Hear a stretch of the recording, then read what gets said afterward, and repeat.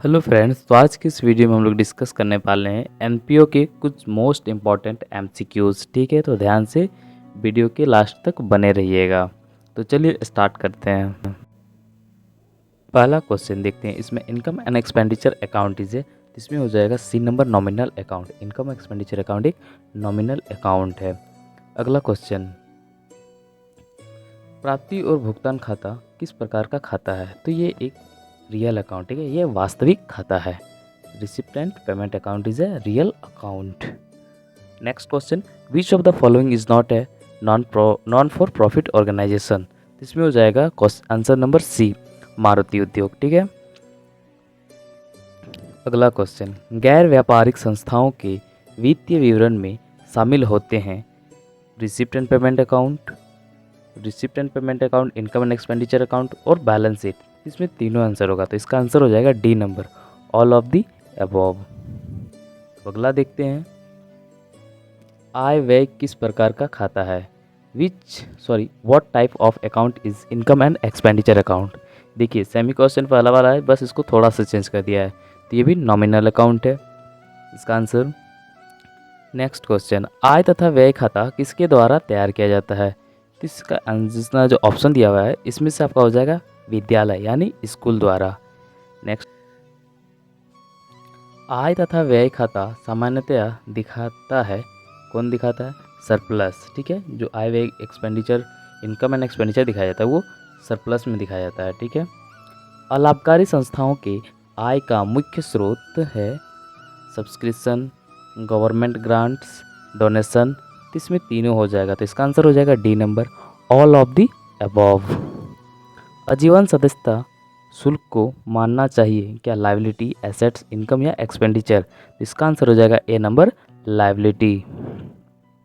अगला क्वेश्चन, झारखंड अधिविद्य परिषद है यानी Jharkhand academic council is non profit organisation. ठीक है, ये क्या है? एक गैर लाभकारी संस्था है।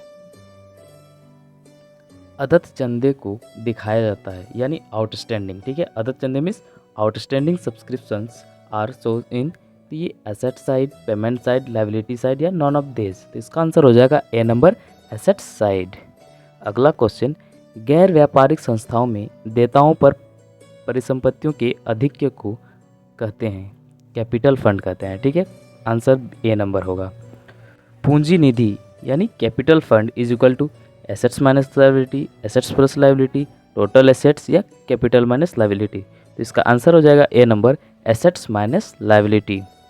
अगला क्वेश्चन, स्क्रैप की बिक्री है यानी sale of scrap is revenue receipt, profit, capital receipt या all of the above?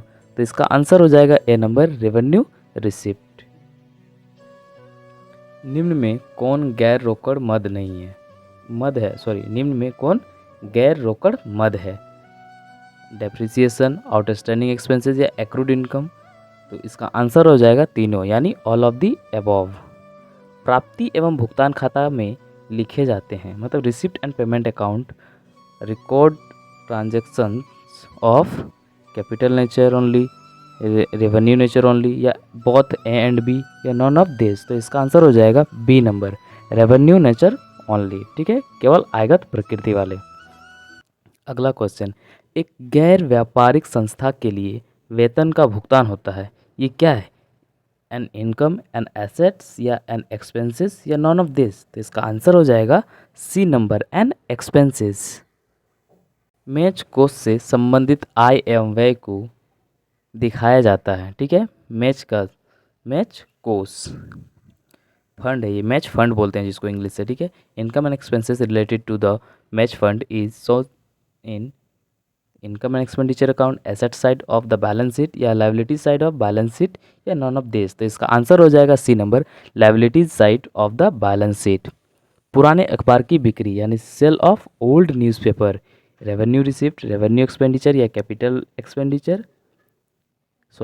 C number में कैपिटल रिसिप्ट होता और डी नंबर में कैपिटल एक्सपेंडिचर, तो इसका आंसर होगा ए नंबर। ठीक है, sale of old newspaper is revenue receipt होगा। ठीक है। अगला क्वेश्चन, विशिष्ट दान है यानी स्पेशल डोनेशन क्या है? रेवेन्यू रिसिप्ट या एसेट्स या कैपिटल रिसिप्ट या नॉन ऑफ दिस। तो इसका आंसर हो जाएगा सी नंबर कैपिटल रिसिप्ट।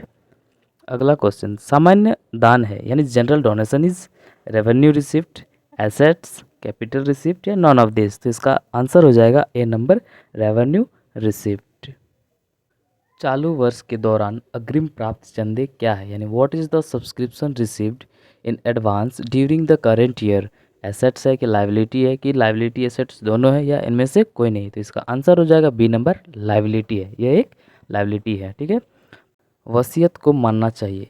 ठीक है, वसीयत को मानना चाहिए, लाइबिलिटी, एसेट्स, इनकम और एक्सपेंडिचर, इसमें से आंसर हो जाएगा आपका ए नंबर लाइबिलिटीज़, दायित्व। ठीक है, अगला क्वेश्चन, एक क्लब द्वारा मैच के लिए प्राप्त किया गया चंदा माना जाता है revenue receipt, profit, capital receipt या ऑल ऑफ दी अबव। तो इसका आंसर हो जाएगा C number capital receipt. Endowment fund should be treated as होगा रेवेन्यू रिसिप्ट है, रेवेन्यू एक्सपेंडिचर है, कैपिटल रिसिप्ट है और कैपिटल एक्सपेंडिचर है। तो इसका आंसर हो जाएगा सी नंबर कैपिटल रिसिप्ट। अगला क्वेश्चन है, विश्वविद्यालय है यानी यूनिवर्सिटी इज क्या है, प्रॉफिट ऑर्गेनाइजेशन या कंपनी या नॉन प्रॉफिट ऑर्गेनाइजेशन या कोऑपरेटिव सोसाइटी। तो इसका आंसर हो जाएगा C number non profit organisation, NPO.